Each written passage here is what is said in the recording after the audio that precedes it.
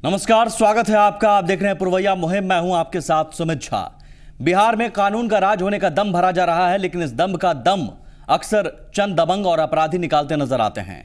हाजीपुर से भी एक ऐसी तस्वीर सामने आई है जहां आरटीआई कार्यकर्ता को मुखिया के घोटालों को उजागर करना महंगा पड़ा और मुखिया के गुर्गों ने आरटीआई कार्यकर्ता के घर पर हमला कर दिया। लेकिन हैरानी की बात है कि पुलिस पूरे मामले में कार्रवाई करने से बच रही है।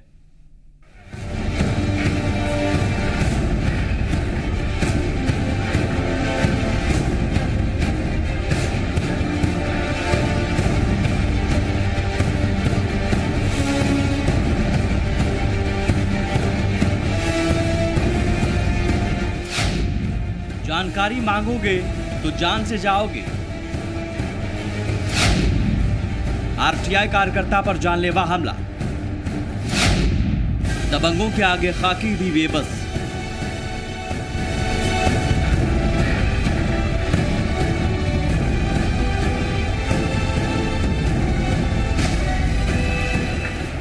आपकी टीवी स्क्रीन पर दिख रही सीसीटीवी फुटेज की यह तस्वीर बिहार में सुशासन का सच बयां करने के लिए काफी है।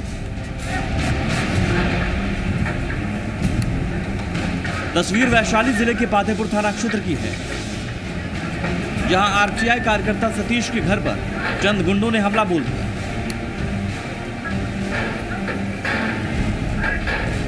आरोप है कि स्थानीय मुखिया के गुर्गों ने सतीश के घर पर हमला किया। रोड़ा पत्थर से हमला कर घर की खिड़कियों में लगे सारे शीशे तोड़ दिए। इतना ही नहीं, हमलावरों ने सबूत मिटाने के ख्याल से घर के बाहर लगे सीसीटीवी को भी फोड़ दिया। हालांकि तब तक सभी हमलावरों की करतूत सीसीटीवी में कैद हो चुकी थी।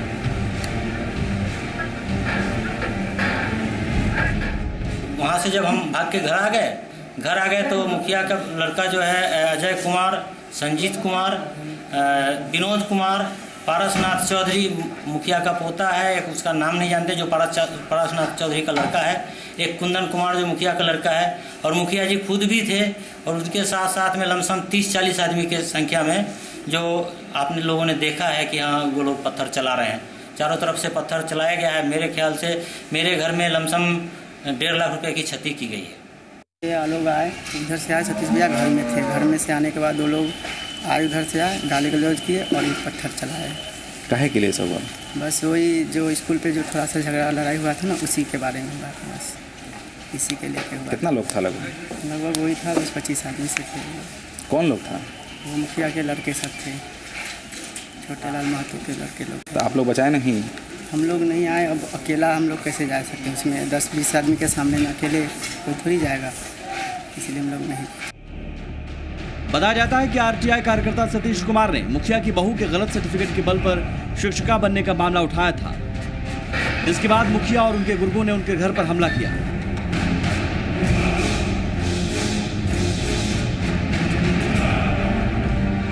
इससे पहले भी सतीश कुमार सिंह ने दढ़ुआ पंचायत में हुए विकास कार्यों का ब्यौरा मांगा था, जिसके कारण मुखिया खार खाए बैठा था। इस मामले में सतीश कुमार ने पुलिस के रवैये पर भी सवाल उठाया है। उनका आरोप है कि पुलिस ने अभी तक कोई कार्रवाई नहीं की। पहले से सूचना के अधिकार के माध्यम से कुछ सूचना मांगे हुए हैं, जो इस पंचायत में कराए गए विकास कार्य के बारे में जानकारी लेना चाह रहे थे। तो मुखिया जी यहाँ के जो हैं वो बहुत बड़े दबंग हैं, और घोटाला लमसम मेरे अंदाजा से, जैसे हमको सूचना जो मिला है उस हिसाब से लमसम 6 या 7 करोड़ का घोटाला है। इनके द्वारा जितने भी विकास कार्य कराए गए हैं सब में घोटाला है। कागज़ पर ज़मीन पर 1 बार हुआ है काम, और कागज़ों पर 3 बार। इस पर जांच कराने की ज़रूरत है, लेकिन वो तो प्रक्रिया है उसके। अगर हम उस प्रक्रिया में जाएंगे तब वो जांच होगी, लेकिन उससे पहले ये लोग धमकी से 2-3 बार हमको धमकी दे चुके हैं। 2 बार अटैक भी करवा चुके हैं। 1 बार मारपीट हुई थी, उसका केस भी हमने थाना में दिया। उसके एवज में इन्होंने क्या किया, पैसा दे करके इधर उधर, और इस मामले को दबा दिया। अब तक पुलिस ने आरोपी मुखिया के खिलाफ कोई कार्रवाई नहीं की। सवाल है कि क्या पुलिस भी दबंगों के आगे बेबस है? फिलहाल तो इस तस्वीर को देखकर सुशासन के दावों पर यकीन करना मुश्किल है। विकास आनंद, जी मीडिया, हाजीपुर।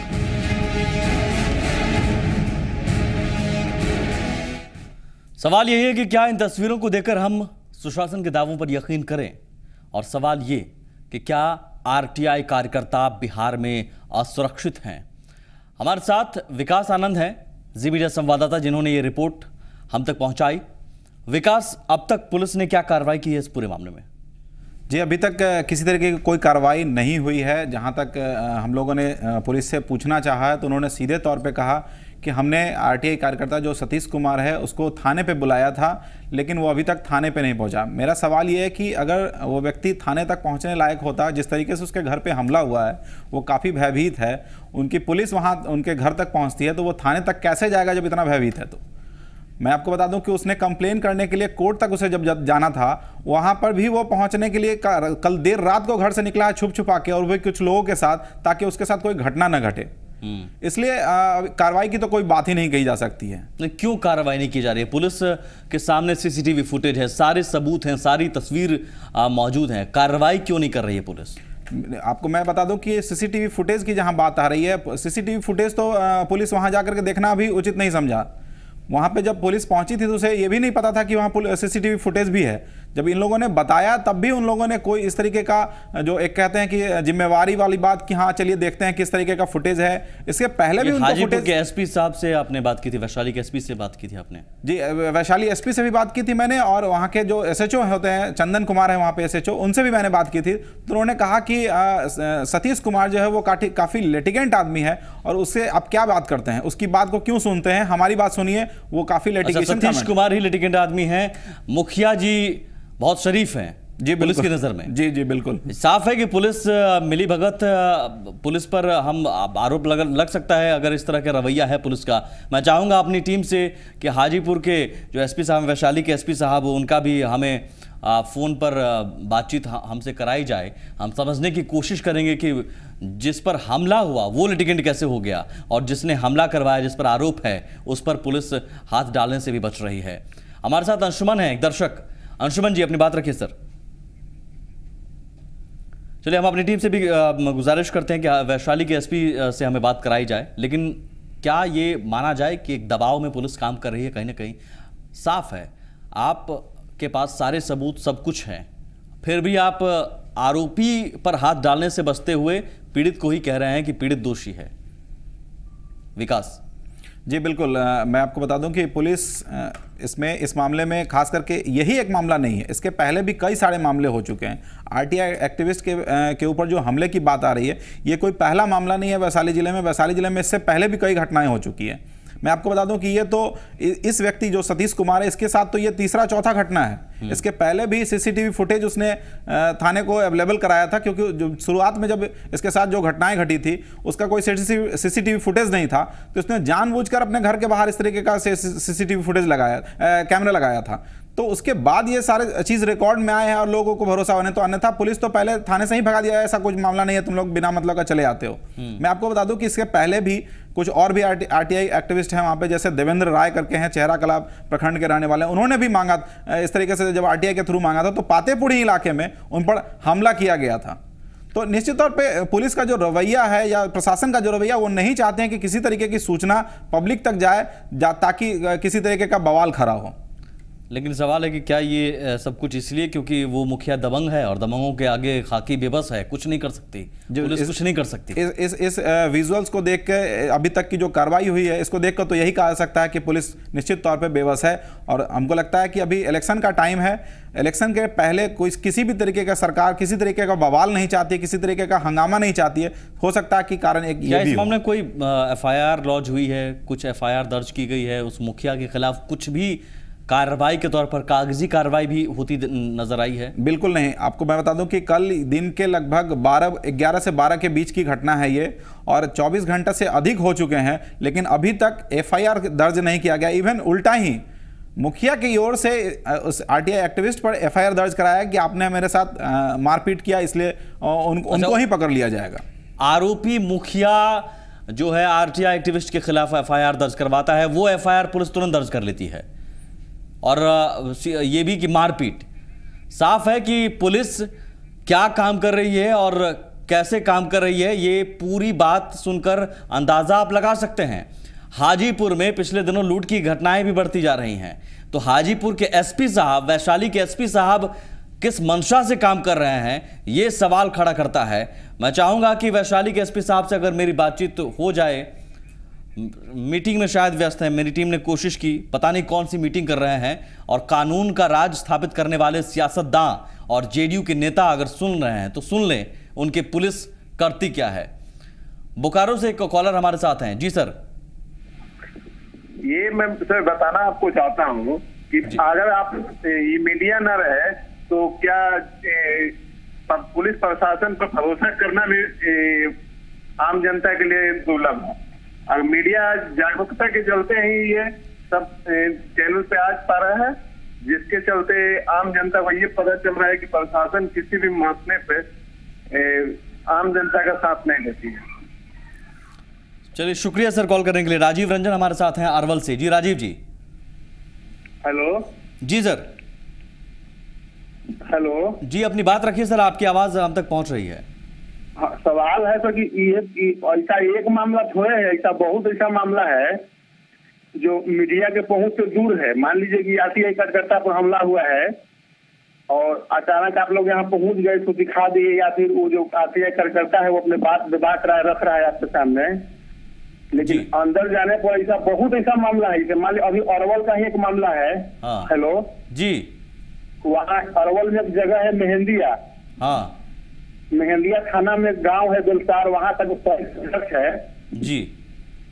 वो पैक्स अध्यक्ष जो है खुलेआम आपको मतलब ये किसान के रसीद पर फर्जीवाड़ा किया है जी। जिस किसान का रसीद है 2 एकड़ का, उसको बना के 20 एकड़ धान बेचा है।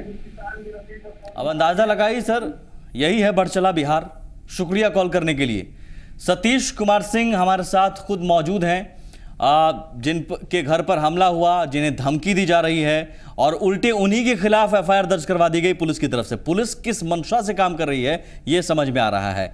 सतीश जी, मुझे पूरी घटना आप बताइए, तमाम दर्शक सुन रहे हैं, आप बताइए कि पुलिस किस तरह से काम कर रही है और कब कब आपको धमकी दी गई, कब कब आप पर हमला किया गया और कब कब आपने गुहार लगाई तो पुलिस ने मामला दर्ज करने से इनकार कर दिया। आज से करीब 1.5 साल पहले मैंने एक सूचना मांगा था जिसमें मुखिया जी का प्रॉपर्टी का ब्यौरा था जी। साथ ही उसके साथ साथ कई मामले ऐसे थे जो कि हमने राज्य सूचना आयोग में इसका अपील किया हुआ है, क्योंकि जब संबंधित अधिकारी से जो सूचना मांगा गया उन्होंने तो हमें सूचना उपलब्ध नहीं कराया। तो जो जैसे सीढ़ी बनती है, सीढ़ी दर सीढ़ी हमने आवेदन किया और राज्य सूचना आयोग में लास्ट में जाकर के हमने आवेदन अपील किया, जिसका केस संख्या 95,644, 95,643, 99,736, 97,842 और 99,739 जी, 99,737, 99,859। ये 7 मामले ऐसे हैं जिसमें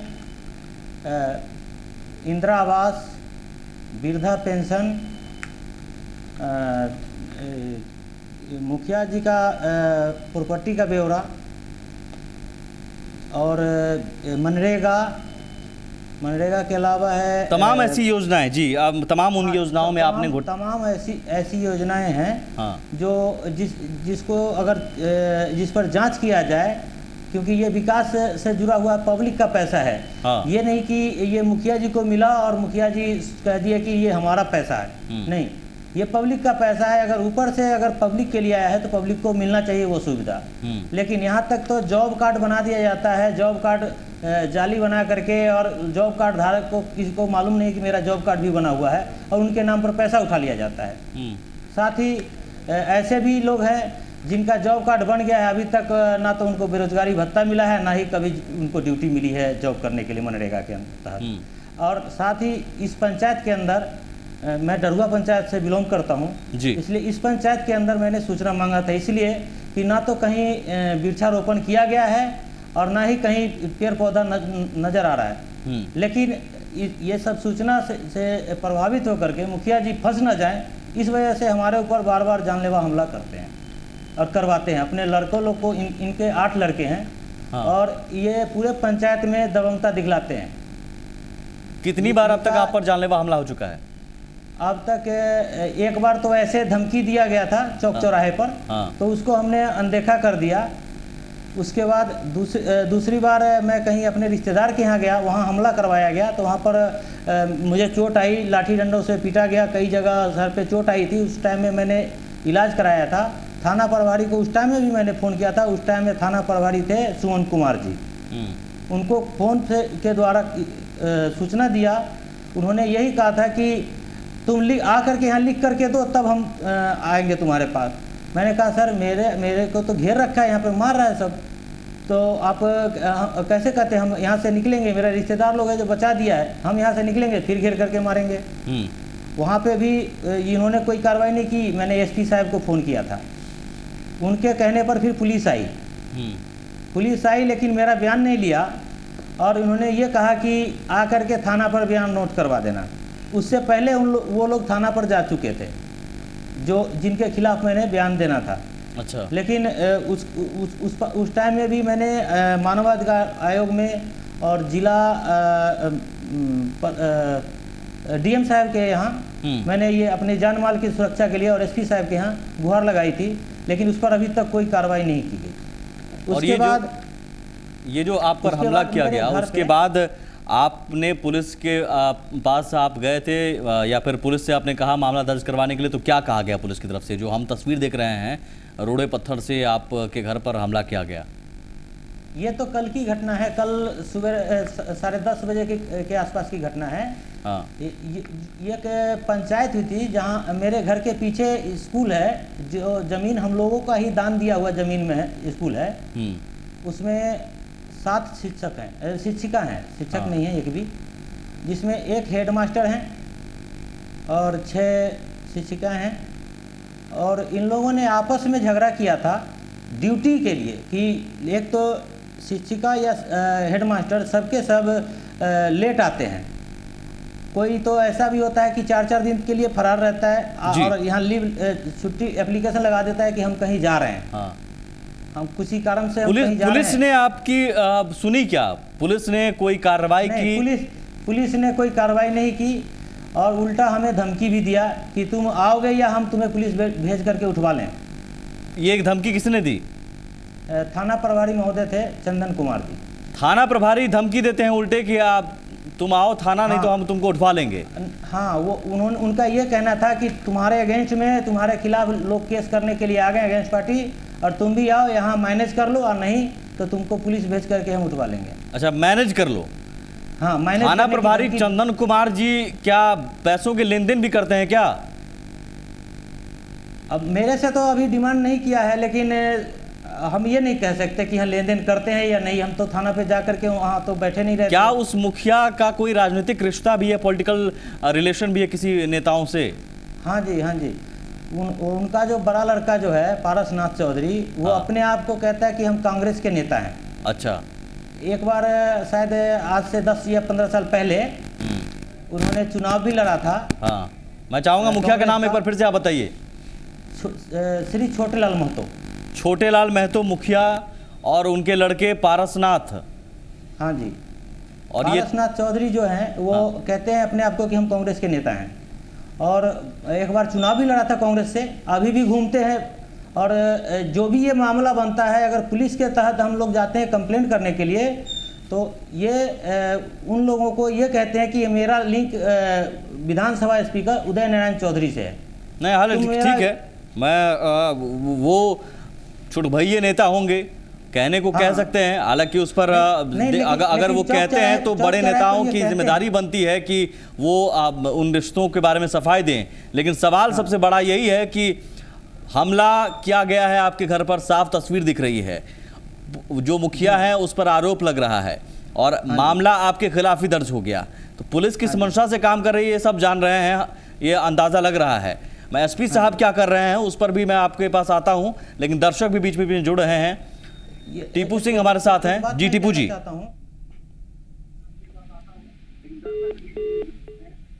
अच्छा, कॉल कट गया है शायद। एक और दर्शक हमारे साथ हैं, संतोष पटेल हमारे साथ हैं। जी संतोष जी। हेलो जी सर, कहिए। हेलो